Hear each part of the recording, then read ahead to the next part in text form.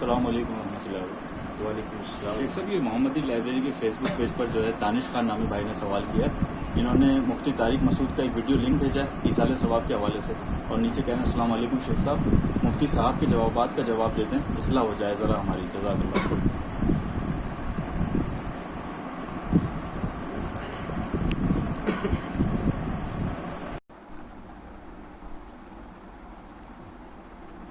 مفتی طارق مسعود صاحب جو ہیں وہ سوشل میڈیا پر ایک جانی مانی شخصیت ہیں اور ایک معتدل رویے کے حامل ایک فرد ہیں، بہت قابل احترام ہیں۔ بعض مرتبہ اپنے مسلکی اعتبار سے دوسرے مسالک سے بڑے اخلاق اور ادب کے ساتھ جو ہے وہ اختلاف کرتے ہیں۔ مفتی صاحب نے ابھی جس مسئلے کی طرف بات کی ہے اور بھائی نے ہمارے جس ویڈیو کی طرف توجہ دلائی ہے، ہمیشہ کی طرح ہم نے اس ویڈیو میں مفتی صاحب کے بتائے ہوئے جو نکات ہیں ان کو لکھا ہے، فرداً اس کے اوپر انشاءاللہ بات کریں گے۔ لیکن اس سے پہلے جو بات سمجھنے کی ہے وہ یہ، ایصال ثواب وہ اصل میں ہے کیا، پہلے یہ پتہ لگ جائے، کلیئر ہو جائے، تو اس کے بعد مسئلہ سمجھنے میں انشاءاللہ آسانی ہوگی۔ یہ میرے ہاتھ میں صحیح مسلم ہے۔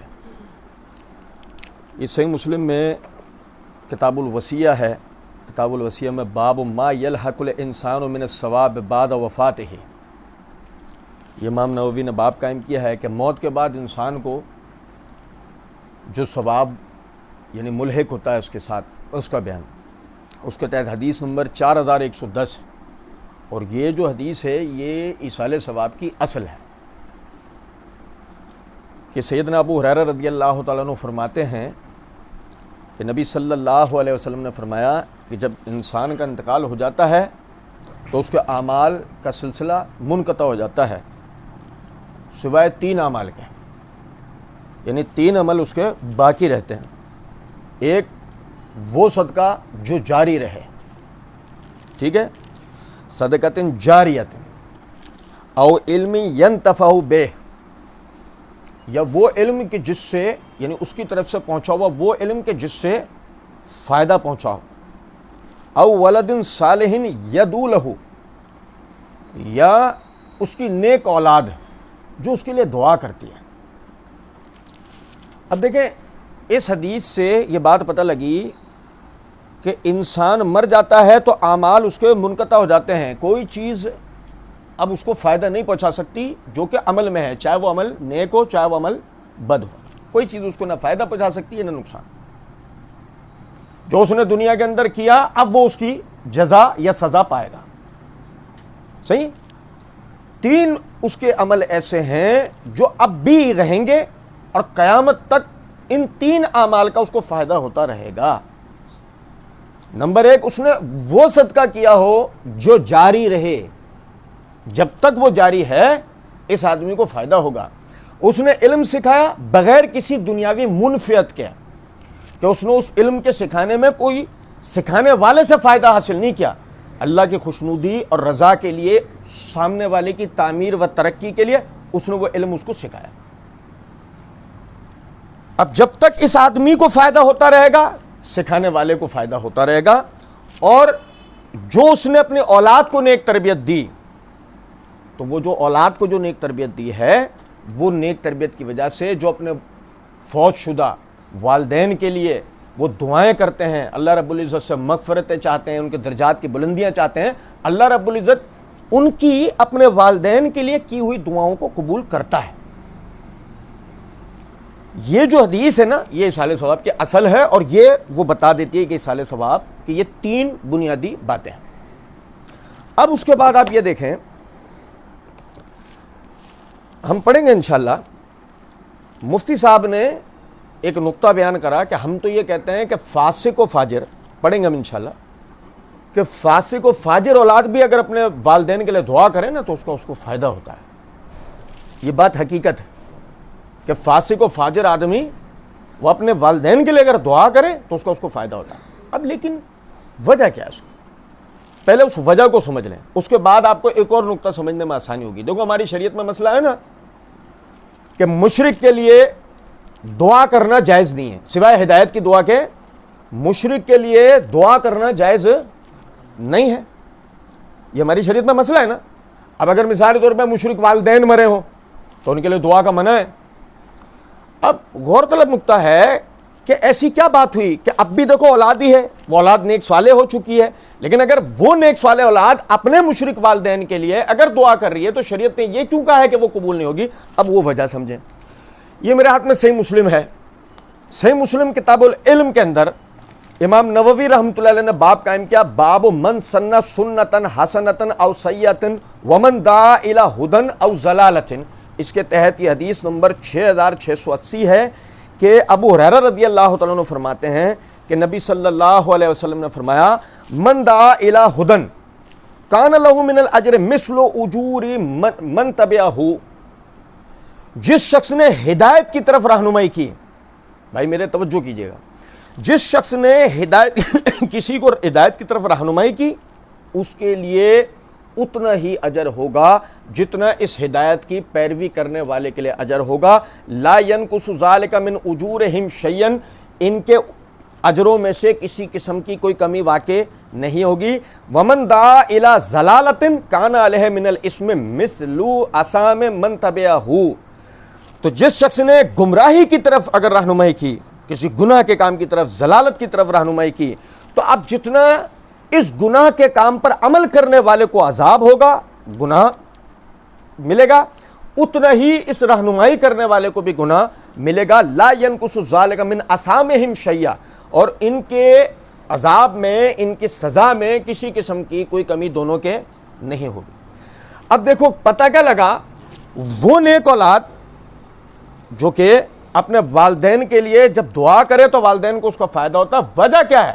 کیونکہ سب سے پہلے والدین ہی ہوتے ہیں ہدایت کی طرف دعوت دینے والے. اصل یہ ہے, یہی وجہ ہے کہ مشرک والدین کے لیے دعائیں مغفرت ان کو فائدہ نہیں پہنچائے گی. وجہ کیا ہے کہ ان مشرک یا کافر والدین نے اپنی اولاد کو چونکہ دین کی طرف رہنمائی نہیں کی, ان کو ہدایت کی طرف نہیں بلایا, ان کی تربیت اسلام کے اوپر نہیں کی. یہی وجہ ہے کہ اگر یہ مر گئے, اب اگر یہ دعا کرتا ہے تو اس دعا کا ان کو کوئی فائدہ نہیں ہونا. اب یہاں پر ایک نقطہ اور سمجھیں کہ دیکھیں تینوں باتوں پہ اگر غور کیا جائے, پہلی دو تو بہت آسان ہے, صدقہ جاریہ اس آدمی کا اپنا کیا ہوا عمل ہے, علم سکھانا اس کا اپنا عمل ہے, دونوں عمل اسی کے جو حدیث میں الفاظ ہے کہ انسان مر جاتا ہے اعمال کا سلسلہ منقطع ہو جاتا ہے سوائے ان تین اعمال کے نا, اسی کے اعمال اسی کو فائدہ ہوگا. اب سمجھے ذرا بات کو. تیسری بات, اولاد نے دعا کی, اولاد نے نیک عمل کیے, اس کا فائدہ اس کو ہوگا. تو یہ کیوں؟ کیونکہ اس کی وجہ یہ ہے, اس کو جو من دعا الی ہدن, جس نے ہدایت کی طرف رہنمائی کی, تو چونکہ اس کو ہدایت کی طرف بلانا یہ اس کے والدین کا عمل تھا, یہی وجہ ہے یہاں بھی دیکھ لو عمل ہی ان کو فائدہ دے رہا. یہ ایسا نہیں ہے کہ اولاد کوئی علیحدہ سے اولاد نے عمل کیا اور علیحدہ سے اس کے کیے ہوئے عمل کی وجہ سے والدین کو فائدہ ہوا. نہیں, ایسا نہیں ہے.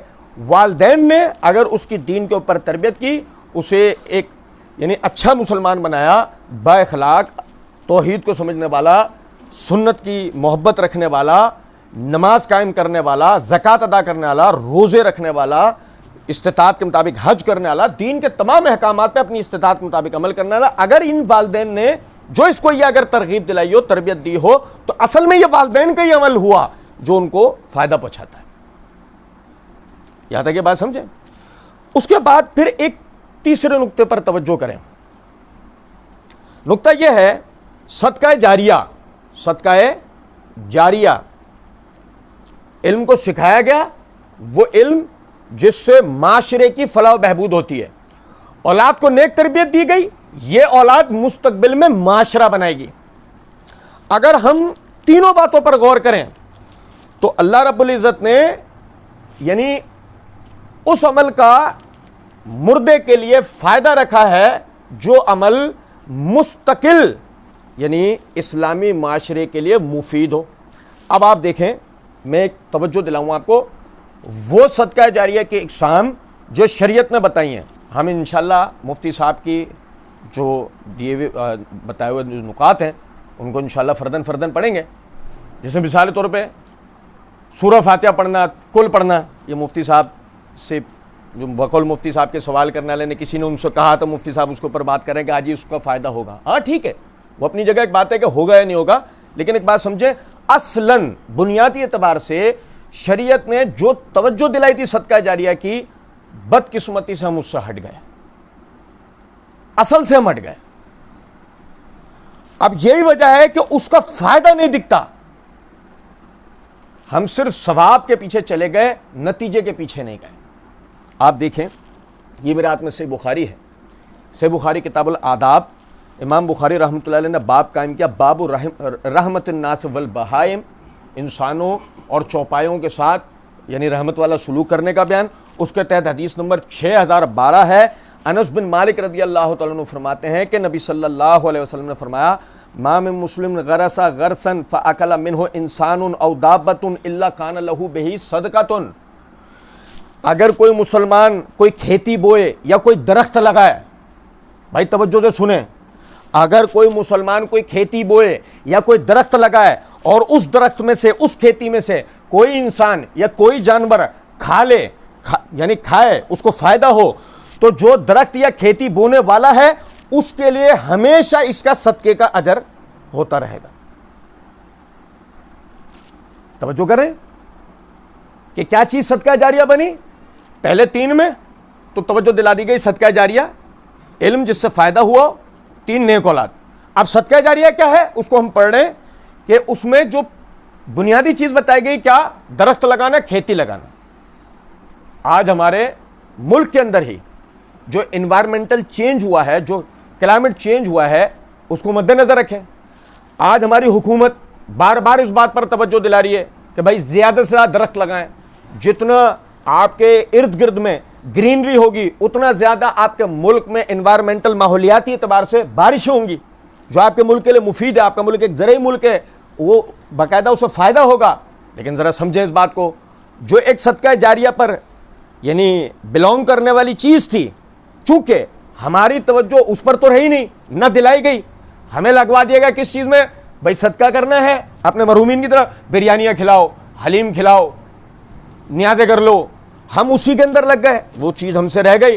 اب وہ ہمارے لیے دین کا مسئلہ نہیں رہا، اب درخت لگانا، کھیتی بونا، یہ ہمارے لیے دین، ثواب یا صدقے کا مسئلہ نہیں رہا، اب یہ ہمارے لیے یہ بن گیا ہے حکومتی احکامات میں سے ایک ہے، کر لو تو ٹھیک ہے، نہ کرو تو کوئی مسئلہ نہیں۔ آپ نقطہ سمجھے؟ اسی طریقے سے یہ دیکھیں، یہ میرے ہاتھ میں سنن نسائی ہے، یہ سنن نسائی کے اندر کتاب الوصایا، اس کے اندر حدیث نمبر 3698 کہ سعد بن عبادہ رضی اللہ تعالیٰ عنہ فرماتے ہیں کہ میں نے نبی صلی اللہ علیہ وسلم سے سوال پوچھا کہ اللہ کے رسول کون سا صدقہ افضل ہے؟ دیکھو آدمی سمجھنا ذرا اس بات کو، عام طور پہ ہمارے یہاں کیا ہوتا ہے، ہم سوال کرتے ہیں اپنے علماء کرام سے، ہم اپنے بڑوں سے یہ سوال کرتے ہیں کہ حضرت ایسا عمل بتائیں، عمل قلیل و اجر زیادہ ہوتا نہیں ہوتا؟ ہمارے باقاعدہ مسجدوں سے جو یہ جاگنے کی رات آتی ہیں، باہر سے پھرے بٹ رہے ہوتے ہیں، پرچے بٹ رہے ہوتے ہیں، ہوتا نہیں ہوتا کہ بھائی وہ ایک ہی رات کے اندر وہ نمازوں کے یہ اتنی رکعتیں پڑھ لو، اتنے اجر، وہ بھائی پبلک ٹوٹ کے پڑھ رہی ہوتی ہے اور وہ نمازیں پڑھ رہی ہوتی ہے۔ آپ سمجھیں ذرا بات کو، صحابی رسول نے سوال پوچھا کہ اللہ کے رسول سب سے افضل صدقہ کیا ہے؟ تو نبی صلی اللہ علیہ وسلم نے فرمایا سقی الماء، پانی پلانا۔ بھائی میرے توجہ کریں ذرا اس بات پر، آپ کا ملک یہ ایک یعنی ویلفیئر کنٹری ہے، یعنی ایک ایسا آزاد ملک ہے جو انسانی حقوق سے بہرور ہے، مالا مال ہے، جو دعوے دار ہے اس بات کا کہ انسانیت کی اخلاقی جتنی قدریں ہیں وہ ہمارے یعنی ملک کے آئین کے اندر ہیں۔ اب اس میں ایک سمجھیں، ہر ویلفیئر ملک اپنے لوگوں کے لیے پانی کو فری کرتا ہے، اور اسلام نے باقاعدہ پانی کو فری کیا اپنے لوگوں کے لیے، ٹھیک ہے؟ اس کی تفصیل کا موقع بھی نہیں ہے، صرف یہ نقطہ بتا رہا ہوں، اس کی ترغیب دلانے کے لیے شریعت نے یہ تک مسئلہ بتا دیا کہ سب سے افضل صدقہ کیا ہے؟ پانی پلانا۔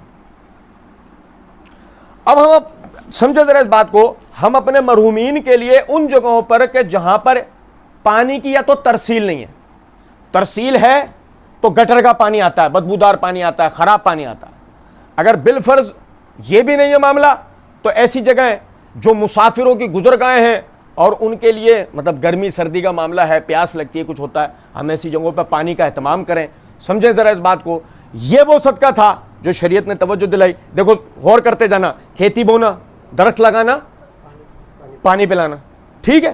اب اس کے بعد یہ دیکھیں، یہ میرے ہاتھ میں صحیح ابن خزیمہ ہے، یہ صحیح ابن خزیمہ میں یہ کتاب الزکوٰۃ ہے، کتاب الزکوٰۃ کے اندر امام ابن خزیمہ نے باب قائم کیا، باب فضائل بناء السوق لابناء السابلہ وحفر الانہار للشارب مع الدلیل علی ان قول فی خبر الاله نبی عن ابی ہریرہ، پھر یہ پورا باب ہے۔ اس کے تحت یہ حدیث نمبر 2490 ہے کہ نبی صلی اللہ علیہ وسلم نے فرمایا، بے شک مومن کے مرنے کے بعد اس کے اعمال اور نیکیوں کے ساتھ جن باتوں کو ملایا جاتا ہے، یعنی کہ اعمال وہ جو اس نے کر لیے وہ تو اپنی جگہ ہے، لیکن اب جن باتوں کو اس کے اعمال ہی ڈکلیئر کیا جاتا ہے وہ کون سے ہیں؟ نمبر 1 علم۔ نمبر 1 کیا ہے بھائی؟ علم، جو اس نے سیکھا اور اس کو پھیلایا، جو اس نے سیکھا اور اس کو پھیلایا، اور علم میں سب سے پہلی چیز دین ہے، پھر وہ تمام علوم ہیں کہ جس کے ذریعے سے انسانیت کی فلاح و بہبود ہے۔ اب میری بات سمجھ رہے ہیں؟ اچھا، پھر اس کا نیک اولاد، اس کی نیک اولاد جو وہ اپنے پیچھے چھوڑ کر گیا۔ کیا مطلب پیچھے چھوڑ کر گیا؟ کہ اس کی وہ نیکی پہ تربیت کر کے گیا، ٹھیک ہے۔ یا پھر مسجد بنانا، یا پھر مسجد بنانا، ٹھیک ہے، یا مسافروں کے لیے کوئی مسافر خانہ ٹائپ کی جگہ بنوانا، یا کوئی نہر جاری کروانا، اس کی کھدائی کروانا، نہر جاری کروانا، یا ایسا صدقہ جو اس نے اپنی زندگی کے اندر نکالا اور وہ اس کے مرنے کے بعد بھی اس سے جا ملا۔ اب فردن فردن دیکھو، اس حدیث پہ بھی غور کرو۔ نمبر 1 علم، اس کو بھی ہم نے صحیح مسلم کی روایت کی روح سے پڑھا کہ علم سے مراد کیا ہے۔ نمبر 2 نیک اولاد، اس کو انشاءاللہ مزید آگے بھی پڑھیں گے، ابھی ہم نے تھوڑا سا پڑھا۔ نمبر 3 مسجد، وہ بنیادی مسلمانوں کی جگہ کہ جہاں مسلمانوں کے تمام دینداری اور دنیا داری کے معاملات وہ حل ہوتے ہیں۔ شرعی حکومت ہو تو ہم اپنے آنکھوں سے دیکھیں گے اس بات کو کہ مسجد مسلمانوں کے لیے صرف عبادت گاہ نہیں ہے، ایک پورا کمیونٹی سینٹر ہے۔ بہرحال تفصیل کا بھی موقع نہیں ہے، ٹھیک ہے۔ مسافروں کے لیے جگہ، مسافروں کے لیے جگہ کا مطلب یہ ہم خود ہم میں ہر وہ بھائی کہ جس کو سفر لاحق رہتا ہے، چاہے بزنس کے اعتبار سے ہو، چاہے وہ مارکیٹنگ کے اعتبار سے ہو، چاہے ٹورزم کے اعتبار سے ہو، ہم اس بات کو اچھی طریقے سے سمجھتے ہیں۔ ہر آدمی کے لیے بطور مسافر ٹھہرنے کی جگہ کی بڑی اہمیت ہے، جس میں اس کی سیکیورٹی، اس کے ساتھ جو سامان ہے اس کی سیکیورٹی، یہ بڑی اہمیت رکھتا ہے۔ آپ سمجھیں ذرا اس بات کو کہ ہمیں ترغیب دلائی گئی کہ ہم باقاعدہ ایسی جگہ بنوائیں۔ آج کیفیت کیا ہے؟ آج کیفیت یہ ہے کہ ہم باقاعدہ، ہمارا ملک جب سے دہشت گردی کا شکار ہوا پچھلے 26 سالوں میں، آپ دیکھیں اب تو کیفیت یہ والی بن گئی ہے کہ ہم نے ان چیزوں پہ توجہ چھوڑی، نتیجہ یہ نکلا اب تو مسجد میں بھی ایک بورڈ آویزہ ہوتا ہے، عشاء کے آدھے گھنٹے بعد مسجد بند ہو جائے گی۔ وہ بھی ایک مسافر کے جو ٹھہرنے کی جگہ تھی وہ بھی اب حالات کی نزاکت کے تحت بند ہو گئی ہے، ٹھیک ہے۔ آگے دیکھیں جی، نہر، یہ نہر کی کھدائی کا جو معاملہ ہے یہ بظاہر ایسے ہمیں ایک دم سمجھ میں نہیں آتا، لیکن ہم تھوڑا سا غور کریں۔ آج ہمارے تھر کے حالات ہمارے سامنے ہیں، تھر کے حالات ہمارے سامنے ہیں، یا وہ تمام جگہیں ہمارے ملک کی جہاں ابھی تک پانی پہنچ نہیں سکا ہے وہ ہمارے سامنے ہے۔ تو نہر کھدوانے کا مطلب کیا ہے کہ آج اگر مثال کے طور پہ ہمارے پاس جدید سسٹم آ گیا ہے کہ ہم قریب کے شہروں سے لائنیں بچھا کر پانی کو دوسرے شہر تک لے جا سکتے ہیں، بالکل اسی طریقے سے اگر ہم سب پاکستانی مل کر محنت کریں اس کے اوپر، ہم پانی کو تھر تک بھی لے جا سکتے ہیں، کوئی بڑا مسئلہ نہیں۔ ہمارے سامنے زندہ مثال ہے نا، آب زمزم مکہ مدینہ کتنے شہروں کے اندر حجاز کے چل رہا ہے، لیکن نکلتا کہاں سے؟ ایک مکہ سے نکلتا ہے۔ آج وہ پورے حجاز کے اندر پانی پھیلا دیا گیا، نہیں پھیلا دیا گیا۔ مقصد عرض کرنے کا میرے بھائی، اگر ہم بریانی کی دیگوں سے، حلیموں سے اور یہ دیگر جتنی یہ چیزیں ہمیں بتا دی گئی ہیں ایصال ثواب کے نام پر، اتنے کل پڑھ لو، اتنی فاتحہ پڑھ لو، یہ کر لو، وہ اپنی جگہ ابھی ہم اس کو پڑھیں گے. لیکن اگر ہم ان چیزوں سے نکل کے شریعت نے جن باتوں کی طرف توجہ دلائی ہے، اگر ہم ان باتوں کے اوپر عمل کریں، رسول اللہ صلی اللہ علیہ وسلم کے بتاوے کام، یقین کریں یہی نہیں کہ وہ ہمارے بزرگوں کے لیے ایصال ثواب کا باعث ہوگا، بلکہ ہمارا معاشرہ بھی ترقی کرے گا. ٹھیک ہے. اس کے بعد آگے یعنی وہ صدقہ جو اس نے اپنی صحت مندی کی زندگی میں نکالا اور مرنے کے بعد بھی اسے جا ملا، وہی صدقہ جاریہ کہ جو مسلسل چلتا رہا ہو. ٹھیک ہے. اس کے بعد پھر یہ دیکھیں، یہ سنن ابن ماجہ ہے. سنن ابن ماجہ کے اندر کتاب السنہ، اس میں امام ابن ماجہ نے باب قائم کیا، باب الثواب معلم الناس الخیر، اس شخص کی فضیلت جو لوگوں کو بھلائی کی تعلیم دیتا ہے. اس کے تحت یہ حدیث نمبر 242 ہے کہ اس کے اندر یہ الفاظ ہے، وہی حدیث ہے ابو ہریرہ رضی اللہ عنہ والی. ایک چیز اضافی ہے، اور وہ اضافی کیا چیز ہے؟ وہ مصحفن ورثہ، اس نے اپنے پیچھے قرآن پاک کو بطور ورثہ چھوڑا. اس نے اپنے پیچھے قرآن پاک کو بطور ورثہ چھوڑا. کیا مطلب ہے اس بات کا؟ یہ تشریح ہے بنیادی اس علم کی جو اس نے سکھایا. سمجھے ہیں نقطہ یا نہیں؟ یہ تشریح ہے اس علم کی کہ جو ہے نا کہ اس نے علم سکھایا اور اس سے لوگوں کو فائدہ ہو. یہ پہلی بنیادی تشریح ہے اس علم کی کہ اس نے کیا سکھایا ہو. خیرکم من تعلم القرآن وعلمہ، صحیح بخاری علی روایت، کہ تم میں سے بہترین وہ ہے جو قرآن سیکھے یا سکھائے. تو بطور ورثہ مصحف کو چھوڑنے کا مطلب یعنی قرآن کا علم سکھانا ہے، نمبر ایک. نمبر دو، اس کے دوسرے معنی جو علماء بیان کرتے ہیں کہ باقاعدہ ایسی لائبریریوں کا تعمیر کرنا کہ اپنے علم کو، کتابوں کو پیچھے چھوڑ کر کیا ہو، تاکہ اس سے خلق عام کو فائدہ ہو، عامت الناس کو اس سے فائدہ ہو، کہ انہیں اپنے دین تک یعنی رسائی ان کی آسان ہو چکی ہو. ٹھیک ہے. پھر اسی طریقے سے آپ سمجھیں ذرا اس بات کو، ہم نے دیکھا، غور کیجئے گا. نمبر ایک صدقہ جاریہ. صدقہ جاریہ میں ہم نے کیا کیا چیز دیکھی؟ پانی کا پلانا، سب سے پہلے تو درختوں کا لگانا، کھیتیوں کا بونا یعنی جنگلات کا بنانا. ٹھیک ہے. نمبر ایک. نمبر دو پانی پلانا. نمبر تین مسجد بنانا. نمبر چار مسافر خانہ بنانا. نمبر پانچ نہریں کھدوانا یعنی پانی کی ترسیل کرنا. ٹھیک ہے. اور یعنی اپنے پیچھے کتابیں بطور ورثہ چھوڑنا. یہ تو وہ چیزیں نا کہ جو فردن ہمیں دین اسلام نے سکھا دی کہ اصلاً جو صدقہ جاریہ ہے وہ یہ باتیں ہیں. ٹھیک ہے. اور ان سب سے اوپر وہ ہے جو ہم نے صحیح مسلم کی روایت سب سے پہلے پڑھی تھی کہ جس نے ہدایت کی طرف دعوت دی اور عمل کرنے والے نے اس ہدایت کے اوپر عمل کیا، تو جتنا اجر اب اس کو ملے گا اتنے اجر اس عمل کرنے والے کو بھی ملے گا. سب سے پہلی یعنی یہ صدقہ جاریہ کی وہ قسم ہے جس کو غریب سے غریب بھی حاصل کر سکتا ہے. دیکھو نا، ہمارا دین خدا نہ خواستہ ایسا تو نہیں ہے کہ جی امیر آدمی کا باپ مر گیا، ماں مر گئی، تو امیر آدمی کے پاس تو دولت ہے، وہ تو مسافر خانہ بھی بنوا دے گا، وہ تو مسجد بھی بنوا دے گا، وہ تو پانی کی لائنیں بھی بچھوا دے گا، وہ تو پانی کی جگہیں بنوا دے گا، وہ مسافر خانہ بھی بنوا دے گا، وہ سارے معاملات کر دے گا. ایک بات ہے، جیسے غریب آدمی یہ سوچتے رہ جائے میں کیا کروں، مولوی صاحب نے اور اس کے اوپر ڈال دیا تیجا 40واں کرو، قرض مانگ کے لا رہا ہے، کیا نہیں کروں گا، لوگ وہاں بھی بولیں گے. کچھ بات آ رہی ہے سمجھ میں یا نہیں؟ تو دین تو ہمارا بہت آسان ہے. یہی وجہ ہے امیر سے لے کے اوسط درجہ اور اوسط درجے سے لے کے غریب درجے تک کے تمام لوگوں کے لیے ایسی چیزیں ہمارے دین نے بیان کر دیں جس نے وضاحت کر دی کہ یعنی کہ صدقہ جاریہ ہر آدمی کے لیے بہت آسان ہے. اور ایک سب سے آخری اس میں بات اور ایک بنیاد پرست مسلمان کے لیے سب سے زیادہ اہمیت کے حامل بات، ٹھیک ہے، یہ میرے ہاتھ میں سنن ابن ماجہ ہے.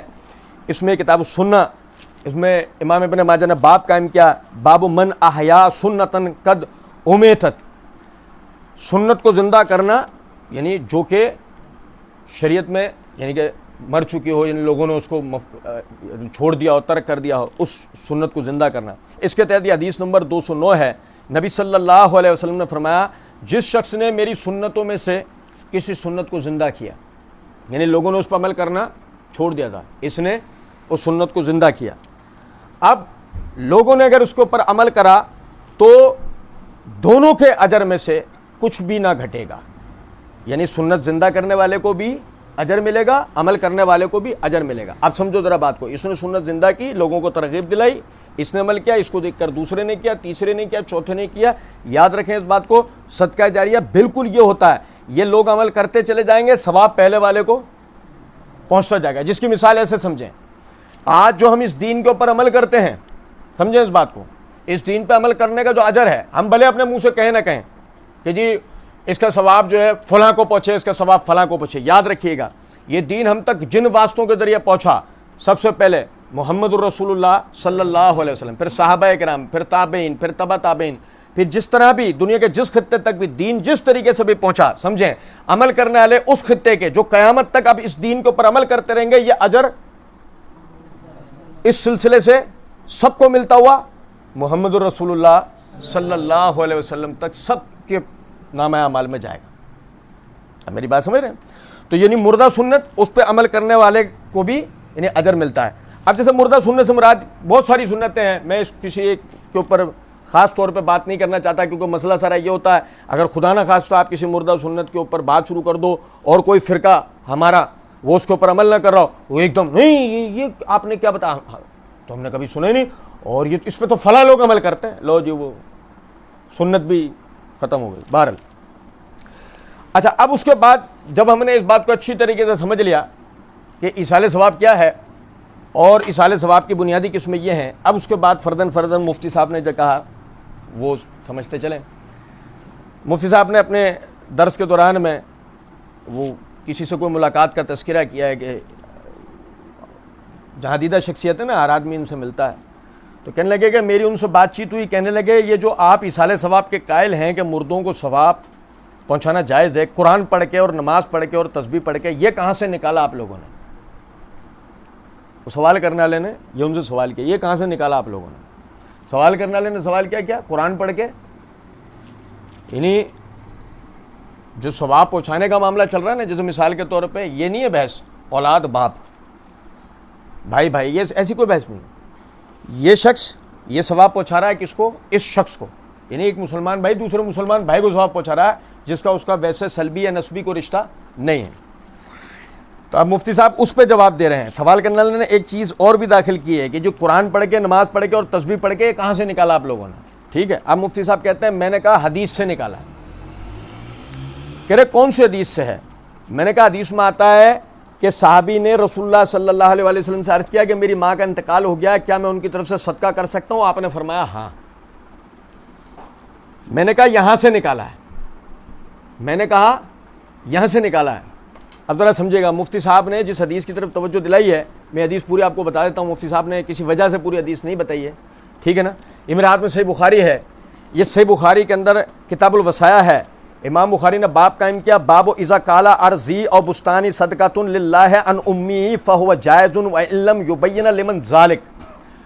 اس کے تحت یہ حدیث نمبر 2756 ہے کہ یعنی سعد بن عبادہ رضی اللہ عنہ کی والدہ کا انتقال ہوا، وہ ان کی خدمت میں اس وقت موجود نہیں تھے.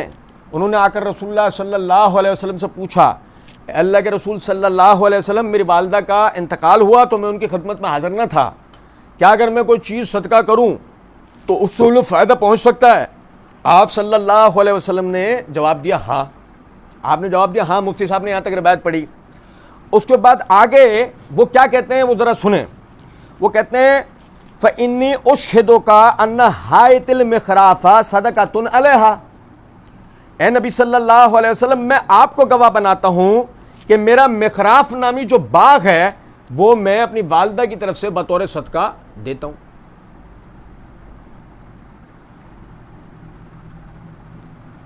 اب سمجھیں ذرا بات، یہاں قرآن پڑھنے، تسبیح پڑھنے، نماز پڑھنے کا ذکر نہیں تھا.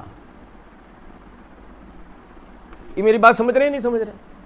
اور ایک اور غور طلب نقطہ ہے، یہ اس لیے بھی نہیں تھا کہ نماز پڑھنا، تسبیح پڑھنا یا قرآن پڑھنا یہ تو لازمی سی بات ہے. ابھی ہم نے مسئلہ سمجھا نا کہ اگر والدہ والد نے توجہ دلائی تھی ان چیزوں کی طرف تو وہ صحابہ اس بات کو جانتے ہیں کہ ہم جب یہ عمل کریں گے تو اس کا اجر خود بخود ہمارے والدین کو ملنا ہی ہے. وہ تو ایک اضافی بات پوچھ رہے ہیں، اضافی بات کہ میں ان کی خدمت میں موجود نہیں تھا. میں ان کی خدمت میں جب ان کا انتقال ہوا تو میں اس وقت موجود نہیں تھا. اب میں ان کے لیے جیسے اگر میں ہوتا تو میں ان کے لیے اولاد ہونے کے حیثیت سے سب کچھ کرتا، اب نہیں ہوں تو اب مجھے اضافی کوئی ایسا عمل بتائیں جو میں کروں اس سے ان کو فائدہ ہو, جیسے کہ اگر میں ہوتا تو زندگی میں انہیں فائدہ پہنچاتا. تو نبی صلی اللہ علیہ وسلم نے ان کو ان کے صدقے والی بات پر ہاں کہا کہ ہاں ٹھیک ہے. تو انہوں نے جواب میں کیا کہا, نماز پڑھ کے تسبیح پڑھ کے پوچھواؤں گا. وہی نا کہ انہوں نے کیا کہا, باغ ان کی طرف سے صدقہ کرتا ہوں. کیوں؟ کیونکہ باغ,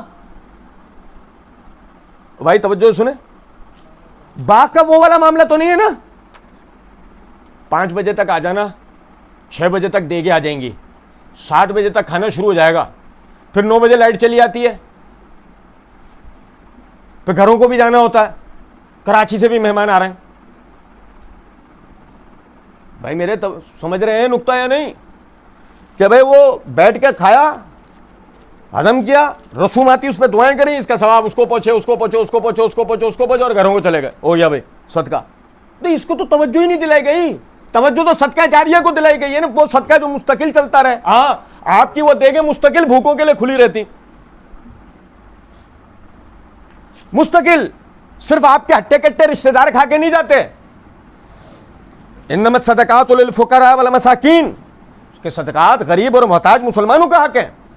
تو پھر تو آپ کے کھانے پینے اور کسی بھی چیز میں کوئی مسئلہ نہیں تھا, اور آپ کا نماز پڑھنا, تسبیح پڑھنا, اور جو مفتی صاحب کو انہوں نے بھائی نے جو بھی تھے کہا قرآن پڑھنا, یہ مستقل اگر چلتا رہتا, مستقل آپ قرآن پڑھتے رہتے, مستقل آپ نماز پڑھتے رہتے, مستقل تسبیح, تب بھی یہ بات سمجھ میں آتی. چونکہ یہ مستقل ہو نہیں سکتا, جو مستقل ہو سکتا ہے شریعت نے اسی کی طرف توجہ دلائی ہے, امیر سے لے کے امیر ترین تک کے لیے, غریب سے لے کے غریب ترین تک کے لیے. اتنا پیارا ہے ہمارا دین. اور آپ سمجھیں کہ یہاں انہوں نے مخراق نامی باغ کا کہا, مفتی صاحب نے, ہو سکتا ہے مفتی صاحب نے کسی وجہ سے یہ جملہ نہیں بتایا آگے. اچھا, پھر اس کے بعد مفتی صاحب کہتے ہیں, کہنے لگے بھائی حدیث میں صدقے کا ذکر ہے, قرآن پڑھنے کا یا فاتحہ پڑھنے کا یا قل ہو اللہ 3 دفعہ پڑھنا, یہ تو کہیں بھی نہیں ہے. تو جتنی بات حدیث میں ذکر ہوگی ہم اس کو لیں گے, اپنی طرف سے جو اضافہ کرو گے وہ کیا ہوگی, بدعت. اچھا, عام طور پہ مفتی صاحب کی ویڈیو سنتے ہیں نا, تو مفتی صاحب کو اس قسم کے جارحانہ باتیں کرنے والے لوگ زیادہ ملتے ہیں. پہلے بھی مفتی صاحب کی جس ویڈیو کا میں نے جواب دیا تھا معذرت کے ساتھ, اس میں بھی مفتی صاحب کو کوئی ایسے ہی ایک بندہ مل گیا تھا, اور وہ ایسی سخت قسم کی مفتی صاحب سے باتیں کر رہا تھا. مفتی صاحب تو بڑے عالی ظرف آدمی ہیں. تو اب یہ بات سمجھنے کی ہے کہ وہ اس نے کہا کہ جب حدیث میں تو صدقے کا ذکر ہے, قرآن پڑھنے کا, فاتحہ پڑھنے کا, قل ہو اللہ 3 مرتبہ پڑھنے کا ذکر ہے. ویسے اگر دیکھا جائے تو وہ بات تو صحیح کر رہا ہے کہ حدیث میں تو صدقے کا ہی ذکر ہے نا, ان چیزوں کا تو ذکر نہیں ہے. بظاہر تو وہ سوال تو اس کا صحیح ہے نا, غلط تو نہیں ہے اس کا سوال. اچھا, اضافی اس نے آگے بدعت والی جو بات کی وہ تو وہ اپنی جگہ ایک بات ہے, وہ بدعت کی بحث تو نہیں ہوگی. اچھا, پھر مفتی صاحب کہتے ہیں یہ تو اکفل اسلام ہو گیا نا, یہ تو اکفل طریقے سے آپ نے جو ہے, کہتے ہیں کہ اکفل تو لفظ انہوں نے نہیں کہا, میں کہہ رہا ہوں. بھائی جس چیز کا نبی نے کہہ دیا اس کو مانو, جس کا نبی نے نہیں کہا اس کو نہیں مانو. تو آپ کیوں فقہ حنفی کی اندھی تقلید کر رہے ہو, مجھے کہنے لگے.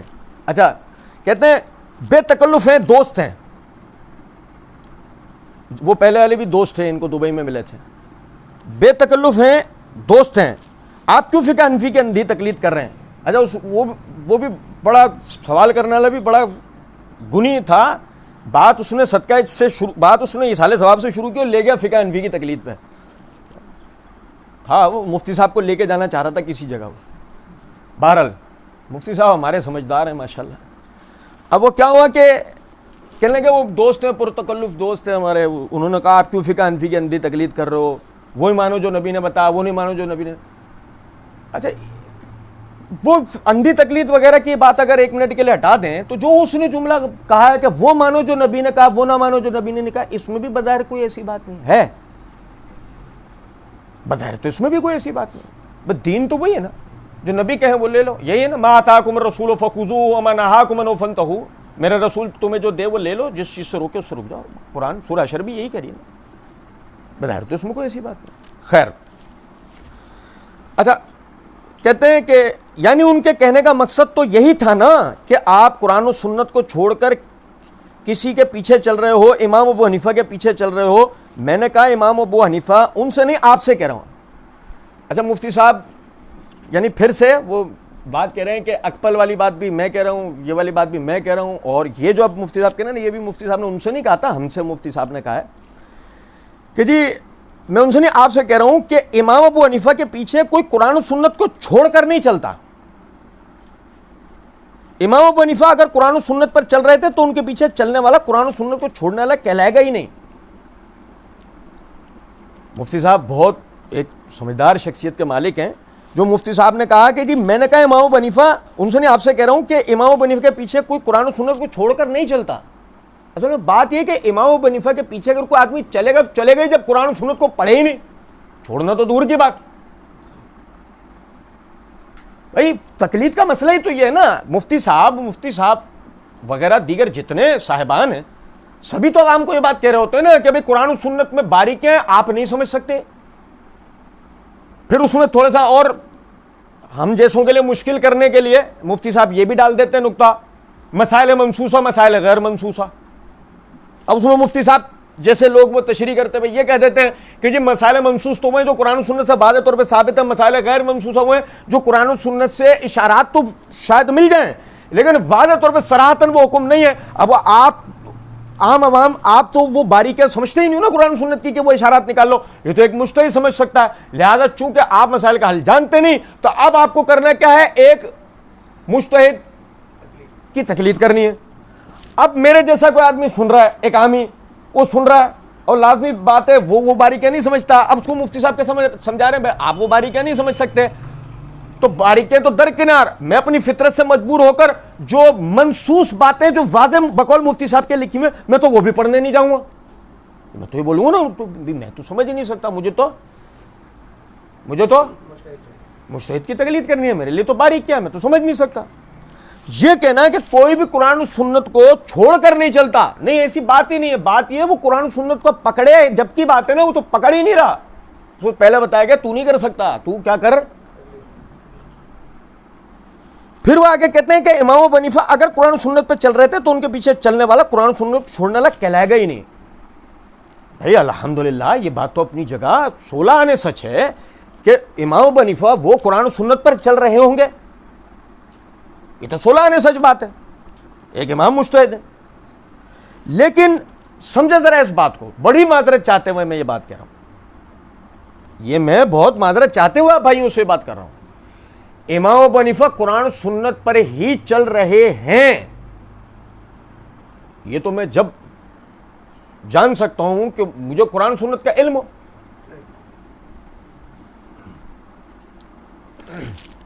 دیکھیں ایک نقطہ سمجھیں, ٹانکا لگانا فعل ہے, ٹانکا لگانا ایک فعل ہے, لیکن موچی کا لگایا ہوا ٹانکا علیحدہ ہوتا ہے, لوہار کا لگایا ہوا ٹانکا الگ ہوتا ہے, سرجن کا لگایا ہوا ٹانکا الگ ہوتا ہے. لگاتے تینوں ٹانکا ہے بھائی میرے. اب سمجھے اس بات کو, لوہار کے ٹانکے سے وہ بحث ضرور کر لے گا جو اس ٹانکے کے بارے میں تھوڑا بہت علم رکھتا ہوگا, سونار کے ٹانکے سے وہ بحث کر لے گا جو اس ٹانکے کے بارے میں علم رکھتا ہوگا. سرجن سے کون بھڑے گا, بھڑے گا سرجن کے بارے میں بات کرے گا. اور یہی وجہ ہے نہ سرجن کی بات کرے گا نہ سرجن کے بتائے ہوئے ٹانکے کی پیروی کرے گا. ورنہ اگر مثال کے طور پہ ٹانکا دیکھ کر یہ بھی ٹانکا لگاتا ہے, جو چل اسی سے سن لے, وہ جو ٹانکا لگاتا ہے وہ چپل میں لگا رہا ہے, کیا میں اتنے بڑے سرجن کی پیروی کر رہا ہوں. مسئلہ یہ تھوڑی ہے کہ کسی نے آپ کو بتا دیا کہ فلاں بھی ٹانکا لگاتا ہے, جیسے کسی نے آپ کو بتا دیا فلاں بھی قرآن و سنت پر عمل کرتا ہے. اب قرآن و سنت پر عمل تو امام شافعی بھی کرتے رہے نا, امام مالک بھی کرتے رہے نا, امام احمد بن حنبل رحمۃ اللہ علیہ بھی کرتے رہے نا, امام جعفر صادق بھی تو کرتے رہے نا, امام موسیٰ کاظم بھی تو کرتے رہے نا. بھائی میری بات سنو, اور خدا نہ خواستہ کہ وہ ائمہ ہیں جن کی بزرگی سے بھی کسی کو انکار نہیں اور جن کی تقلید آج تک ہو رہی ہے. میں ان کا تو نام بھی نہیں لے رہا ہوں کہ جن کی تقلید ہوتی تھی اور ختم ہو گئی, اب کوئی ان کی تقلید کا نام لینے والا بھی دنیا میں نہیں ہے. ان کا تو میں نام بھی نہیں لے رہا ان بزرگوں کا. یہ تو وہ بزرگ ہیں کہ جن کی تقلید ہوتی تھی اور آج تک ہو رہی ہے. سوال پیدا ہوتا ہے کہ مفتی صاحب نے اگر کہا کہ ہم امام ابو حنیفہ, نہیں ہم امام ابو حنیفہ کیوں,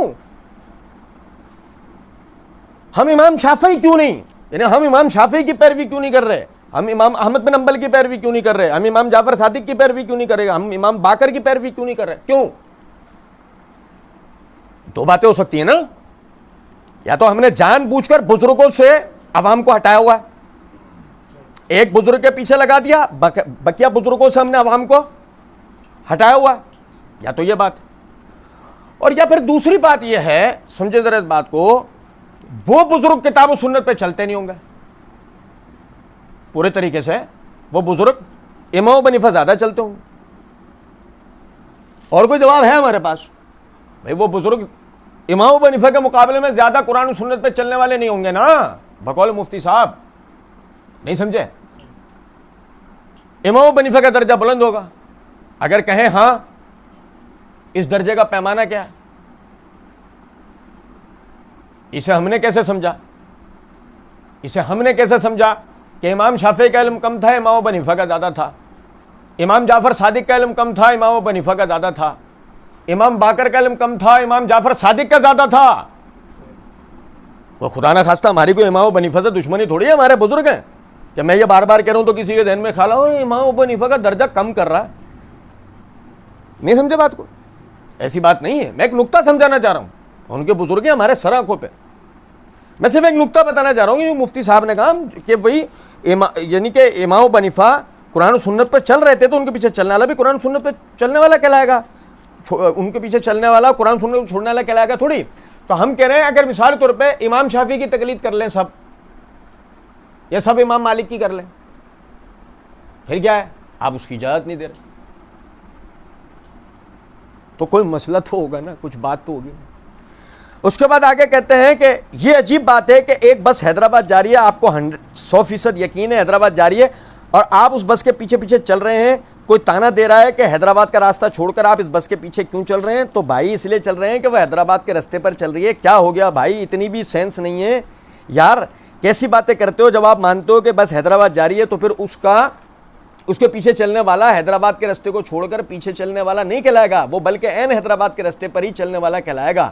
اور یہ عمل اندھی تقلید نہیں کہلائے گا. ہاں وہ بس کوئٹہ جا رہی ہے اور آپ حیدرآباد جا رہے ہو، نیت حیدرآباد جانے کی، اور بس کے پیچھے چل پڑے ہو، پھر ہم کہیں گے کہ حیدرآباد کا راستہ چھوڑ کر اس بس کے پیچھے کیوں چل رہے ہو، جیسے مشرکین. اچھا وہ اب یہ دیکھیں جو مفتی صاحب نے مثال دی، مثال اپنی جگہ مفتی صاحب نے بہت اچھی دی، بہت ہی زبردست مثال دی. دیکھیں جو آدمی مثال کے طور پہ ہم اس کو اپ گریڈ کرتے ہیں، اس مثال کو معذرت چاہتے ہیں، وہ مفتی صاحب زیادہ علم والے ہیں لیکن ہم اسے تھوڑا سا اپ گریڈ کرتے ہیں. ایک آدمی کراچی جا رہا تھا امریکہ جانے کے لیے، ایک آدمی کہ کراچی ایئرپورٹ سے امریکہ کی فلائٹ میں امریکہ جاؤں گا، بلکہ یہ جو میں اپ گریڈ کر رہا ہوں یہ بھی اللہ مجھے معاف کرے، میں نے مثال غلط دے دی، چلیں صحیح مثال لیتے. ایک آدمی کراچی جا رہا تھا کہ وہاں ایئرپورٹ سے مدینے کی فلائٹ لے گا. کہاں کی فلائٹ لے گا؟ مدینے کی فلائٹ. اب سمجھیں ذرا بات کو، وہ کیا کرتا ہے، وہ ایک بس کا پیچھا شروع کر دیتا ہے جو کراچی جا رہی تھی. اب بس کو تو آخر کار جا کے ایک اسٹاپ پہ رک جانا ہے نا، وہ آپ کے ایئرپورٹ تھوڑی جائے گی. او بھائی میرے، وہ آپ کے ایئرپورٹ، وہ اپنے ساتھ پیسنجر سارے لے کے جا رہی ہے، اس میں ایئرپورٹ والے بھی ہوں گے شاید، لیکن ان دی اینڈ بس کدھر جائے گی؟ اپنے اسٹاپ پہ نا، ایئرپورٹ تک تو نہیں جائے گی نا. وہ ایئرپورٹ کے لیے آپ کیا کرو گے؟ دو ہی طریقے ہیں، یا تو آپ دوسری بس لوگے، یا آپ اس ڈائریکشن کو پھر کسی سے پوچھو گے کہ بھائی کراچی تک تو آ گیا ہوں، ایئرپورٹ تک کیسے جانا ہے؟ بھائی میرے مثال میں غلطی یہ ہے کہ ہمیں ایئرپورٹ جانا تھا صرف حیدرآباد نہیں، تو نتیجہ کیا ہے؟ ہمیں رسول اللہ صلی اللہ علیہ وسلم کی پیروی کرنی تھی، صرف امام ابو حنیفہ کی تقلید نہیں. یہ تھوڑا مسئلہ سمجھیں، ہمیں رسول اللہ صلی اللہ علیہ وسلم کی پیروی کرنی تھی، صرف امام ابو حنیفہ کی تقلید نہیں. اب سمجھیں ذرا بات کو، رسول اللہ صلی اللہ علیہ وسلم پہ جو مکمل علم اترا، کوئی یہ دعویٰ نہیں کر سکتا، کسی بھی فقہ کا پابند یہ دعویٰ نہیں کر سکتا ہمارے امام کے پاس وہ علم پورا آیا، چاہے وہ 12 کے ماننے والے ہوں، چاہے 4 کے، چاہے 1 کا. کوئی مقلد یہ دعویٰ نہیں کر سکتا کہ رسول اللہ صلی اللہ علیہ وسلم پر اللہ نے جو علم اتارا وہ سارا کا سارا علم ہمارے امام کے پاس آیا ہے. کوئی یہ دعویٰ بڑا مشکل ہو جائے گا اس کے لیے ثابت کرنا. ٹھیک ہے, کوئی یہ دعویٰ نہیں کر سکتا. لازماً آپ کو یہ کہنا پڑے گا نبی صلی اللہ علیہ وسلم علم کا وہ درخت تھے جس نے اپنے چہار طرف پھل دیے, سب کو چاروں طرف اپنے پھل دیے. ٹھیک ہے, آپ وہ علم کا درخت ہے جس سے فائدہ ساری امت کو ملا, سارے صحابہ کو, ان کے بعد سارے تابعین کو, ان کے بعد سارے تبع تابعین کو, ان کے بعد یہاں تک جو سلسلہ ہم تک آیا. ہاں یہ بات اپنی جگہ ہے, علماء اور عامی کا فرق اپنی جگہ ہے. علماء علماء ہیں, ہم جیسے لوگ ہی ہیں. لیکن یہ کہنا کہ نہیں امت کے باقی تمام بزرگوں کو چھوڑ دو, ایک بزرگ کی اندھا دھند پیروی کر لو. تو مفتی صاحب سے ہماری یہی گزارش ہے کہ سوال کرنے والا بھی شاید آپ سے یہی کہنا چاہ رہا تھا. آپ نے ان سے نہیں کہا, ہم سے تو یہ ساری باتیں آپ نے کر لی. اور دوسرے مثال یہ فٹ ہوگی نہیں. اصل بات ہمیں صرف اس بس کے پیچھے نہیں جانا, ہمیں تو ایئرپورٹ تک پہنچنا, مدینے کی فلائٹ لینی ہے. کہاں کی فلائٹ لینی ہے؟ مدینے کی. اس کے بعد پھر آگے کہتے ہیں جیسے مشرکین حق کا راستہ چھوڑ کر اپنے باپ دادا کے پیچھے چلا کرتے تھے, ان کو قرآن نے اندھی تقلید کہا ہے. اچھا یہاں سے ایک بات سمجھیں, مشرکین جو اپنے باپ دادا کی پیروی کرتے تھے نا, وہ کیا سمجھ کے کرتے تھے؟ اصل مسئلہ ہے نیت کا. نبی صلی اللہ علیہ وسلم کی حدیث ہے انما الاعمال بالنیات, اعمال کا دار مدار نیتوں پر ہے. مفتی صاحب نے جو کہا بالکل صحیح ہے, انہوں نے حق کو چھوڑ کر اپنے باپ دادوں کی پیروی کی, بالکل صحیح ہے. لیکن سمجھے ذرا اس بات کو, اس پیروی کے پیچھے نیت کیا تھی, سوچ کیا تھی؟ کیا مشرکین مکہ یہ کہتے تھے ہمارے باپ دادا حق پر نہیں ہیں؟ کہیں ہے قرآن میں, حدیث میں, تاریخ میں کہیں یہ بات موجود ہے کہ وہ یہ کہتے ہوں ہمارے باپ دادا حق پر نہیں ہیں پھر ہم ان کی پیروی کر رہے ہیں؟ ایسا کبھی انہوں نے دعویٰ کیا تھا؟ نہیں. وہ تو یہ کہتے تھے جو تو کہہ رہا ہے صحیح, ما وجدنا علیہ آبانا علی آثارہم, ہمارے باپ دادا ایک خاص طریقے پہ چلتے رہے, ہم اس کی پیروی کریں گے. ایک تو وہ ہے نا سیدھا بل نتبع ما الفینا علیہ آبانا, جس کی طرف مفتی صاحب نے اشارہ دیا کہ وہ اللہ کی نازل کردہ ہدایت کے جواب میں کہہ رہے ہیں نہیں ہم تو اس کی پیروی کریں گے, اس پر ہمارے باپ دادا چلتے رہے. ایک تو وہ طبقہ ہے. دوسرا طبقہ وہ ہے ابو طالب جیسے لوگوں کا کہ جو وہ یہ کہہ رہے ہیں ہاں ٹھیک ہے آپ صحیح ہیں, آپ صحیح کہہ رہے ہیں, لیکن تم سب گواہ رہنا میں اپنے باپ عبد المطلب کے دین پہ مر رہا ہوں. کیا مطلب وہ اس بات کا؟ وہ ان کو حق پر سمجھتے ہیں نا, وہ ان کے دین کو صحیح سمجھتے ہیں نا, یہی وجہ ہے جبھی تو وہ یہ بات کہہ رہے ہیں. اب میرا عرض کرنے کا مقصد یہ ہے, ایک مقلد جو کسی بھی فقہ کی تقلید کر رہا ہے, کیا وہ اپنے امام کو حق پر سمجھتے ہوئے اس کی تقلید نہیں کر رہا؟ ظاہر ہے یہی نا. اور ظاہر ہے وہ جب دوسری فقہ کو تسلیم نہیں کر رہا تو کیا سمجھ کے نہیں کر رہا؟ ہاں تم بھی صحیح, لیکن نحن مقلدون یجب علینا تقلید امامنا. معذرت کے ساتھ ایک بڑے علامہ صاحب نے اپنی کتاب میں یہ عبارت لکھ رکھی ہے, ایک شرعی مسئلے پر انہوں نے کہا ہے کہ ہاں امام شافعی نے جو بات کہی ہے حق اور انصاف انہی کے ساتھ ہے, انہوں نے جو کہا وہ صحیح ہے, لیکن ہم اپنے امام ابو حنیفہ کے مقلد ہیں, ہم تو اپنے امام کی ہی تقلید کریں گے. خدا نخواستہ میں مشرکین سے رشتہ نہیں جوڑ رہا, لیکن میں صرف اتنی بات کہہ رہا ہوں کہ آپ نے جو کہا کہ مشرکین حق کا راستہ چھوڑ کر اپنے باپ دادا کے پیچھے چلتے تھے, تو جو بڑے صاحب نے, بڑے علامہ صاحب نے جو کہا الحق والانصاف ان الترجیح للشافعی فی هذه المسئلہ,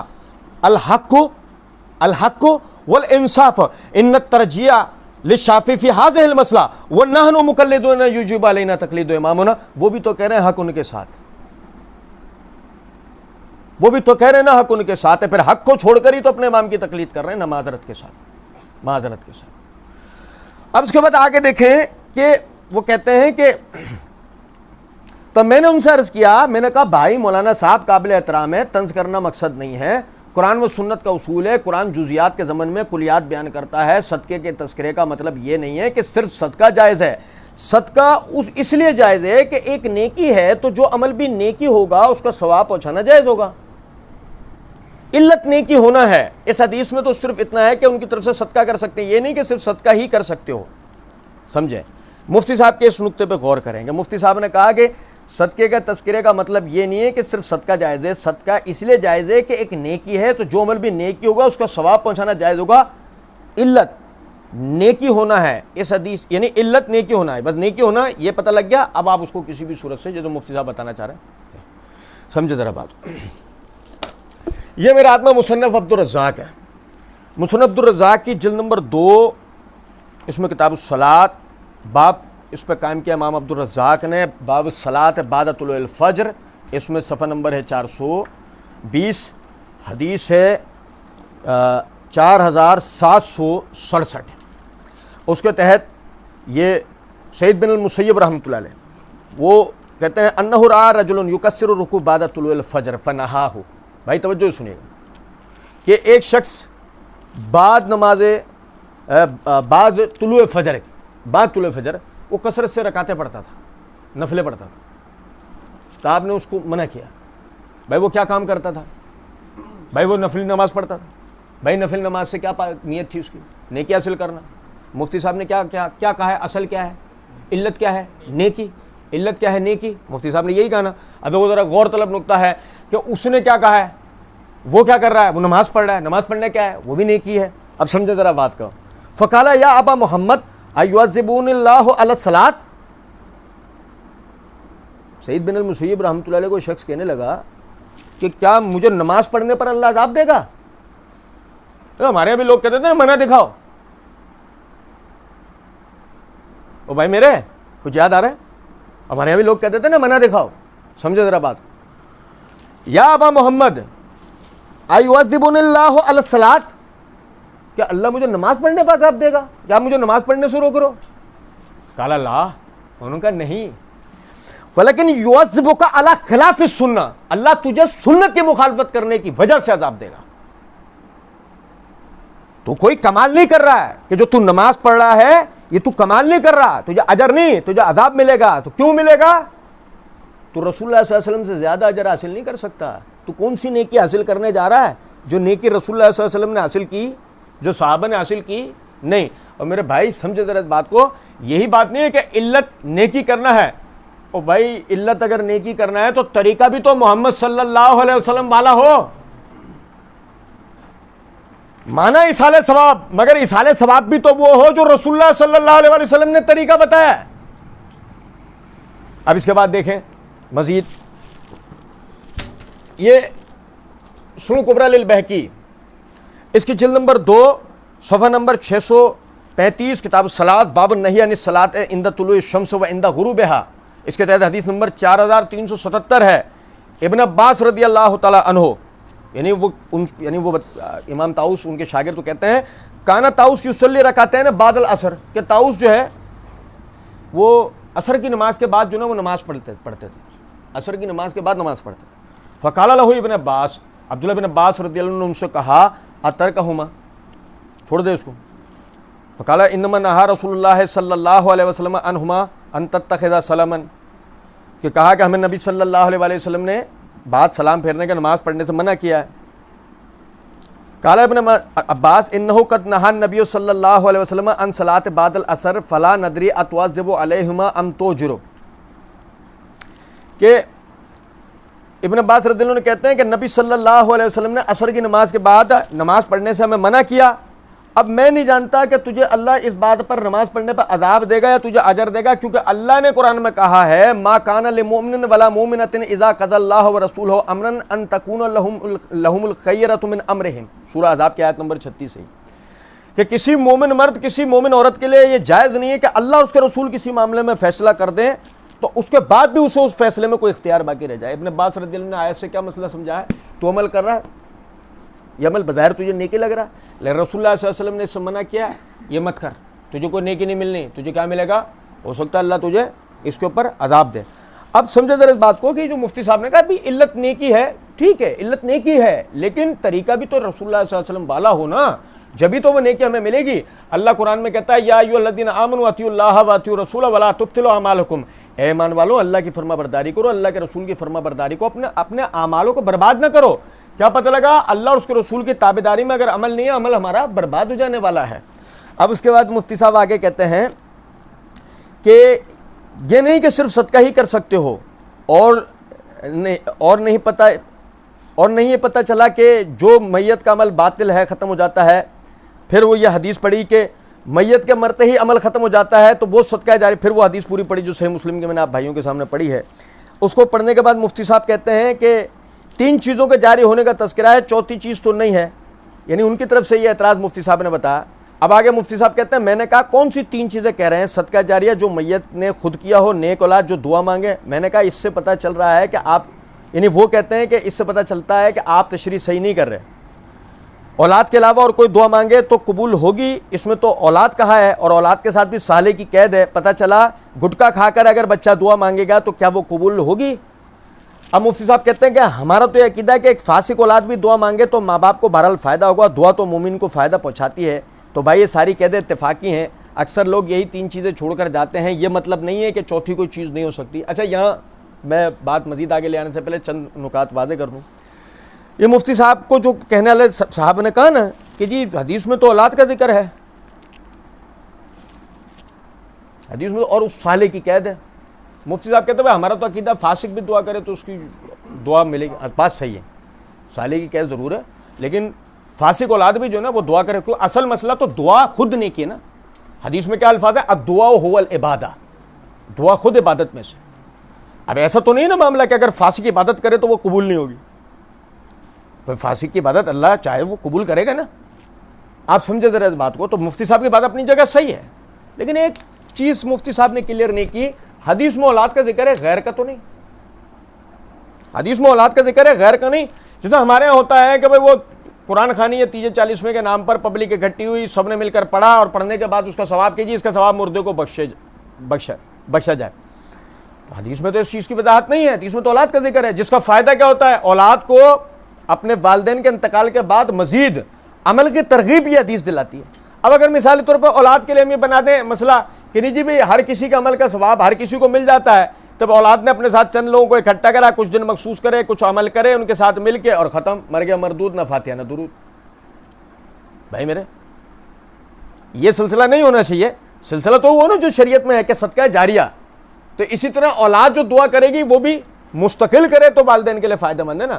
اولاد نیک عمل مستقل کرے تو وہ والدین کے لیے فائدہ مند ہے نا. غیر کے عمل کا کہیں بھی یاد رکھیے گا اس بات کو, قرآن اور حدیث سے ایصال ثواب میں ایسا کوئی مسئلہ ہمیں نہیں ملتا کہ غیر کے کیے ہوئے عمل کا فائدہ یعنی اس کو ملے گا مردے کو. یہ کہیں بھی نہیں ملتا سوائے وصیت کے, سوائے وصیت کے. جیسے مثال کے طور پہ کسی نے وصیت کی کہ میرے بعد تم نے میرے لیے عمل کرنا ہے, تو اب اگر وہ یہ عمل کرے گا تو انشاءاللہ فائدہ اس کو ملے گا. لیکن اگر وصیت نہیں کی ہے تو لوگ اکٹھے ہو جائیں, پڑھیں اور اس کا ثواب اس کو مل جائے. شریعت میں میرے علم میں تو ایسی کوئی روایت اس حوالے سے نہیں آتی. اب اس کے بعد مفتی صاحب آگے کہتے ہیں کہ ساری چیزیں جو اس معنی کی ہوں, آپ اب ایک آدمی اگر علم چھوڑ گیا ہے تو علم چھوڑنے کی صورت یہ ہے کہ آپ نے لوگوں کو قرآن سکھایا, حدیث سکھائے, لوگ اس کو فالو کر رہے ہیں, ایک مدرسہ بنا کر چلے گئے. آپ یہ بھی تو علم چھوڑنا ہے کہ نہیں. ایک آپ کے نام پہ کسی نے مدرسے پر صدقہ کر دیا, صدقہ ہو گیا نا, آپ کے نام پر صدقہ بھی ہو گیا. اب دیکھیں یہاں وہی بات آ گئی, کسی نے صدقہ کر دیا. اب حدیث میں ایسا کہیں بھی نہیں کہ کسی نے صدقہ کر دیا اور کسی کو اس کا فائدہ, یہ کہیں بھی نہیں. نمبر 1. نمبر 2, یہ ٹھیک ہے کہ مدرسے مسجد وغیرہ پہ جو صدقہ وہ لگایا گیا بالفرض کہ اس کا ثواب جو ہے وہ ملے گا, لیکن جس نے پیسے لگائے اس کو ملے گا. لیکن پھر سے دیکھیں مفتی صاحب نے جو توجہ نہیں دلائی نا جس چیز کی طرف, وہ یہ کہ اصل میں صدقہ ہونا چاہیے صدقہ جاریہ. آدمی ان چیزوں پر سب سے پہلے خرچ کرے جو ضروری ہیں. ہمارے ہاں مساجد موجود ہیں, مدارس موجود. اگر فرض کریں کہ کسی جگہ مسجدیں مخدوش حالت میں ہیں یا مدرسے ویران پڑے ہیں, ان میں جن چیزوں کی ضرورت ہے وہ پورے نہیں ہو رہے, تو سمجھ میں آتا ہے آپ وہاں پر اس حساب سے کام کریں. لیکن جو بھی ہماری ضرورت ہے, درختوں کا لگانا, جنگلات کا قائم کرنا, کھیتیاں بونا, پانی کا جاری کرنا, نہروں کا جاری کرنا, مسافر خانے بنوانا, جو چیزیں ہمارے لیے فی الوقت ضروری ہیں, پہلے تو ہمیں اس کے اوپر کام کرنا چاہیے نا. اس کے بعد آگے مفتی صاحب کہتے ہیں کہ آپ کے نام پر صدقہ بھی ہو گیا، اور صدقے کا فائدہ کیا ہے، اس مدرسے سے جب تک ہمیں علم حاصل ہوگا تو اس علم کا ثواب بھی اس کو ملے گا بالکل انشاءاللہ۔ تو یہ بالواسطہ یہ بھی علم چھوڑا انہوں نے، تو کلیات کہے جاتے ہیں جزیات کے ضمن میں۔ صدقہ مقصد نہیں ہے، مقصد ہے نیکی، کوئی بھی نیکی ہو تو پھر کہنے لگے ہمیں پھر کسی صحابی سے قرآن خوانی کا ثبوت کیوں نہیں ملتا، کسی صحابی سے فاتحہ پڑھنا یا سورہ اخلاص پڑھنا اس کا ثبوت کیوں نہیں ملتا، یہ بھی ایک اشکال کیا جاتا ہے۔ مفتی صاحب کہتے ہیں یہ بھی ایک اشکال کیا جاتا ہے۔ اس اشکال کا جواب اب یہ مفتی صاحب کہہ رہے ہیں، اس اشکال کا جواب یہ ہے کہ اجتماعی سطح پر ایصال ثواب کا صحابہ سے ثابت نہیں ہے ہونا۔ اب ہونا تو اجتماعی سطح پر کیا ہوتا، یعنی کہ صحابہ سے ایصال ثواب کا اجتماعی طور پر ہونا ثابت نہیں ہے۔ اگر انہوں نے اجتماعی سطح پر کیا ہوتا تو اس کا ہمیں ثبوت ملتا، تو یہ یقیناً نقل ہوتا، کیونکہ اس کو دیکھنے والے لوگ ہوتے ہیں۔ انفرادی سطح پر کیا ہے یا نہیں کیا، اس کے بارے میں حدیث خاموش ہے۔ یعنی مفتی صاحب یہ بتانا چاہ رہے ہیں کہ اجتماعی سطح پر صحابہ کرام رضوان اللہ علیہ مجمعین نے ایسا کوئی عمل نہیں کیا ہے۔ انفرادی سطح پر صحابہ سے کچھ اعمال ثابت ہے کہ اگر انہوں نے اجتماعی سطح پر کیا ہوتا تو ایسی کوئی بات حدیث میں نقل ہو کر آئی ہوتی۔ آپ سمجھیں اس بات کو، ٹھیک ہے، ہو گئی یہ بات۔ اب کم از کم مفتی صاحب آگے یہ تو ترغیب دلائے نا کہ حدیث میں جو چیز آئی ہے وہ کرنا چاہیے، وہ انفرادی سطح پر ہو یا وہ اجتماعی سطح پر، وہی ہونی چاہیے نا۔ مفتی صاحب یہ بولیں کہ ہمارے ہاں جو رواج بن گیا ہے، ہمارے ہاں جو طریقہ بن گیا ہے وہ طریقہ صحیح نہیں ہے، اس کو ہمیں چھوڑنا چاہیے، ان طریقوں کی طرف آنا چاہیے جو شریعت نے بتایا۔ لیکن مفتی صاحب نے اس بات کی طرف توجہ نہیں دلائی۔ وجہ اس کی ہے کہ یہ کرنے کے لیے صرف دل کی نیت کافی ہے۔ آپ دل میں نیت کر لیں کہ اے اللہ اس کا ثواب فلاں کو پہنچے، تو یہ نیت تو ایک مخفی چیز ہے نا، اسی وجہ سے ہم کہتے ہیں اچھا آپ دل میں نیت کر لیں، ذرا اس بات کو سمجھیں۔ یہ جو مسئلہ نا کہ دل میں نیت کر لیں اس کا ثواب فلاں کو پہنچے، ایسی کسی نیت کا شریعت میں ثبوت ہی نہیں ہے، اور زبان سے ادا کرنا یا دل سے ادا کرنا اس کا بھی شریعت میں کوئی ثبوت نہیں ہے، ٹھیک ہے، سمجھے ذرا اس بات کو۔ اولاد نے جو بھی نیک اعمال کرنے اس کا فائدہ والدین کو ویسے ہی ملنا ہے، حتیٰ کہ فرض کریں کہ ایک شخص جو ہے وہ دل میں نیت کرے یا زبان سے یوں کہے کہ میں نیت کرتا ہوں کہ اب جو میں سلام کرنے جا رہا ہوں جس پہ مجھے 30 نیکیاں ملیں گی حدیث کی روح سے، میں نیت کرتا ہوں اس کا ثواب میرے والدین کو نہ پہنچے، تب بھی اس کے والدین کو ثواب انشاءاللہ پہنچے گا اگر انہوں نے اس کو ترغیب دلائی، اگر انہوں نے اس کی سلام جیسی سنت پر یعنی تربیت کی ہو۔ آگے کہتے ہیں اسی وجہ سے ہم کہتے ہیں کہ اجتماعی قرآن خوانی میت کے لیے جائز نہیں ہے، وہ بدعت ہے۔ جتنے بھی حضرات مفتی صاحب کے فالوورز ہیں، سننے والے ہیں، ان کو اس چیز پہ توجہ کرنی چاہیے کہ مفتی صاحب خود کہہ رہے ہیں یہ بدعت ہے، لیکن آگے مفتی صاحب کیا کہہ رہے ہیں وہ مسئلہ تھوڑا خراب ہے۔ کہتے ہیں یا کوئی بھی اجتماعی عمل، پھر یعنی کوئی بھی عمل اجتماعی جو کیا جا رہا ہے اس کا شریعت میں ثبوت نہیں ہے، مفتی صاحب کہہ رہے ہیں وہ ثابت نہیں ہے، وہ بدعت۔ آگے کہتے ہیں پھر بھی میں ایک بات کہتا ہوں کہ اس کا حدیث میں صراحتاً ذکر ہے، کیونکہ یہ مسئلہ بہرحال ہے اختلافی۔ اب یہاں مفتی صاحب نے کنفیوژن پیدا کر دی، سننے والا اس کو بدعت مانے نہ مانے، بدعت مانے نہ مانے، عمل کرے یا نہ کرے، مفتی صاحب نے یہ کنفیوژن پیدا کر دی۔ میں پھر وہی عرض کروں گا ہر مفتی صاحب کے سننے والے کو کہ آپ اس کی مفتی صاحب کے ساتھ ہی بیٹھ کر تحقیق کریں بھلے، لیکن کریں، آپ کو پتہ لگے گا یہ عمل شریعت سے ثابت نہیں ہے، پھر مفتی صاحب سے ہی پوچھیں، مفتی صاحب ثابت شدہ اعمال جو ہیں شریعت سے وہ بتائیں، جیسے کہ میں نے بھی ابتدا میں کچھ آپ کے سامنے رکھے ہیں، تو جو آپ کو پتہ لگ جائیں آپ ان پہ عمل کریں، اور اس کے لیے دل میں بھی انشاءاللہ اگر آپ کی نیت نہ بھی ہو، جب آپ یہ الفاظ نہ بھی کہیں، نیت ہے آپ کے دل میں کہ آپ اللہ کے لیے کام کر رہے ہیں، اپنے والدین کے لیے کام کر رہے ہیں صدقہ جاری، آپ یہ الفاظ کہیں نہ کہیں کہ اس کا ثواب میرے والدین کو فلاں کو پہنچے نہ پہنچے، انشاءاللہ اللہ رب العزت چاہے گا ان کو لازمی ثواب پہنچے گا۔ اور آگے کہتے ہیں بہت سے صدقے کے علاوہ کسی چیز کے سالے ثواب کے قائل نہیں ہیں، تو افضل یہی ہے کہ صدقے پر فوکس کیا جائے۔ بہت سے فقیہ، ہاں کہتے ہیں کہ بہت سے فقیہ ہیں صدقے کے علاوہ کسی چیز کے سالے ثواب کے قائل نہیں ہیں، وہ بہت سے فقیہ سے مراد امام شافعی ہیں۔ امام شافعی قرآن ذکر و اذکار کا ثواب مردوں کو پہنچانے کا انکار کرتے ہیں، وہ کہتے ہیں کہ جب قرآن پڑھ کے مردوں کو بخشا جاتا ہے، یہ تسبیحات وغیرہ پڑھ کے اس کا ثواب مردوں کو پہنچنا یہ ثابت نہیں، یہ امام شافعی کا مسئلہ ہے۔ لیکن بہرحال مفتی صاحب کہتے ہیں تو افضل یہ ہے کہ صدقے پر فوکس کیا جائے۔ اچھی بات کی مفتی صاحب نے کہ افضل یہ ہے کہ صدقے پر فوکس کیا جائے۔ ہم اس پہ کہتے ہیں کہ اضافی یہ ہے کہ اس سے بھی افضل یہ ہے کہ صدقہ سنت کے مطابق کیا جائے، اور ہم خاص طور پہ میں مخاطب ان بھائیوں کو کروں گا جو میرے جیسے اوسط درجے کے لوگ ہیں کہ آپ اچھی طرح سمجھتے ہیں اس بات کو کہ کمانا آسان بات نہیں ہے، ہم جس دور سے اس وقت گزر رہے ہیں, ہمارا معیشتی معاملہ جو سختی سے اس وقت گزر رہا ہے, تو کمائی بڑی مشکل ہے, ٹھیک ہے. جو کما رہے ہیں وہ غنیمت ہے, اللہ جو ہمیں روزی دے رہا ہے اس میں سے ہمیں خرچ کرنے کا بھی حکم ہے اللہ کے راستے میں. تو کوشش کریں جو تھوڑا سا آپ اللہ کے راستے میں خرچ کرنے کے قابل ہیں وہ سنت کے مطابق کر لیں, اللہ آپ کو ڈھیروں اجر دے گا. اور آخر میں ایسے ہی مفتی صاحب کے سننے والے بھائیوں کو توجہ دلا دوں کہ جو یہ تقلید کا معاملہ ہے امام ابو حنیفہ کی, یہ میرے ہاتھ میں تاریخ بغداد ہے, اس کی جلد نمبر 13 ہے, صفحہ نمبر 402 403 ہے. امام یہ ظفر بن حذیل وہ کہتے ہیں کہ ہمارا امام ابو حنیفہ کے سامنے اختلاف ہو گیا, ہمارے سے مراد تمام شاگردوں میں. اس میں کون کون تھے؟ وہ معانا ابو یوسف و محمد بن الحسن, کہ اس میں ابو یوسف اور محمد بن حسن شیبانی بھی تھے.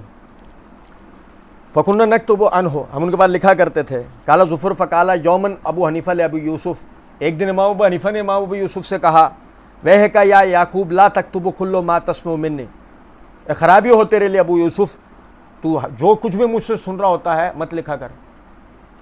فإنی قد ارى الرأي اليوم فأتركه غدا, ایک دن میری ایک رائے ہوتی ہے اگلے دن میں اس کو چھوڑ دیتا ہوں. وأرى الرأي غدا وأتركه بعد غدا, پھر اگلے دن میری ایک رائے ہوتی ہے اس اگلے دن میں اس رائے کو چھوڑ دیتا ہوں.